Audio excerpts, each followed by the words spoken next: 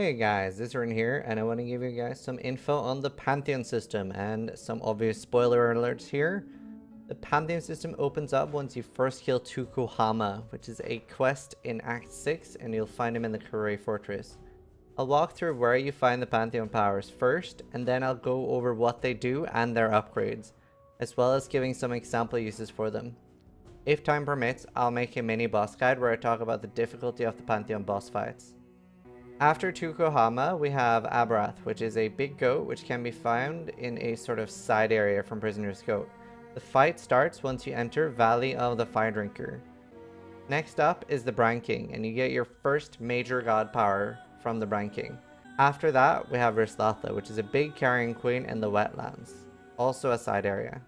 After that, we meet Ralakesh, which I didn't really get to try out because it wasn't finished in the alpha, but I believe it's part of the Groost fight.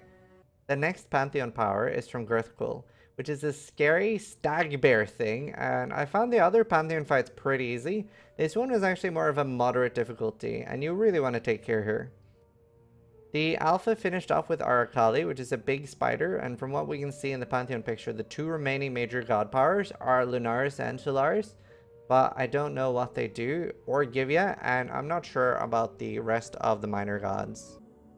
Tukuhama gives you 1% additional physical damage reduction for each second you stand still, up to a maximum of +8 total. If you kill Tor, the Towering Ancient in the Tier 3 Marsh map, you also give a 0.5 life regen per second you stand still, up to a maximum of 2%. Just from a glance, this can be very useful for especially Scorching Ray builds, and is a pretty useful god power in general if you want to face tank or stand still. Next up, we have Oriath, which gives you 5% reduced fire damage taken while moving, which is a lot for builds that deal fire damage, for example, Righteous Fire or Oriaths, and you're basically moving all the time for a lot of builds. The upgrade is 25% chance of cold damage and lightning damage to be taken as fire damage when hit, and this is if you kill a Lord of the Ashenwood, which is a Tier 7 map. The 5% reduced fire damage taken is great in general, and as I mentioned, especially if you're doing fire damage yourself and you're worried about Reflect. If you're going to be using a Ruby potion or have higher max fire rest than normal, the upgrade becomes very strong as well. Soul of the Brine King being a major god power. So you can have this one on while still keeping a lesser god power on. It lets you not get frozen if you've been frozen recently, and not being stunned if you've been stunned recently. Recently is exactly 4 seconds, and this is extremely strong because a lot of builds can handle getting stunned once or twice, but getting stun locked by things like the Ash Lightning Balls is a big problem. The freeze is pretty useful too against bosses that do large amounts of cold damage quickly. The bosses to unlock upgrades is Glacier in Shore, Asphyxia in Wastebowl, and the eroding one in the Abandoned Cavern. You don't have to pick between these, and you get to unlock all of them, adding 50% reduced chill effect, 5% reduced cold damage taken, and 100% increased stun and block recovery. This is overall an insanely strong god power and will definitely be used in very many builds, especially energy shield based builds.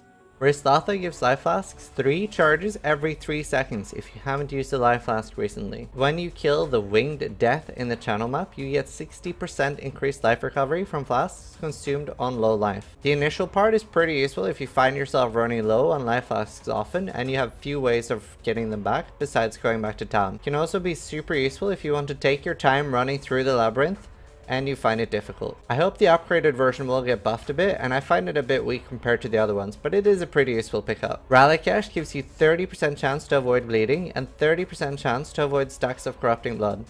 Once you kill Litnus the Black Prayer in maps, which I have no clue who is, you get 40% reduced blind effect and 40% chance to avoid maim. I'm a little undecided on this because I don't feel like it's enough to drop Bleed Immune potion, but it's possibly enough where you feel less forced to have Bleed Immune on a utility potion, and it could be easier to have it on an instant life potion without risking going instantly up to 20 charges of corrupting blood and realizing that your character has died because you were possibly looking at your cat doing something weird for just a split second. The last minor god power is Soul of Girthquil, giving +5 chance to evade attacks if you've taken a savage hit recently, and 1% physical damage mitigation for each hit you've taken recently, up to a maximum of 5%. I don't know what the upgrade for this is yet, but it's very, very strong for melee characters, basically adding 5% flat fizz mitigation most of the time, especially if you've taken something like Cyclone. The 5% chance to evade is a bit RNG, but it's a nice bonus. I think it's very strong even without any upgrade and will definitely be used quite a bit. Last up is another major god. Soul of Arcali gives you 5% reduced damage taken from damage over time. 25% increased recovery of life and ES if you've stopped taking damage over time recently. The 3 upgrades are 10% movement while on Burning Ground when you kill the goddess in Plaza, an unknown upgrade once you kill Ignara in the canyon, and 25% chaos resist versus damage over time once you kill the Void Anomaly Inquiry. I am not a big fan of this god power, and I hope it will get reworked. This is something I hope they will see maybe gets less used than other ones. Obviously we need to see what the Ignara upgrade is, but I'm not a big fan of this so far.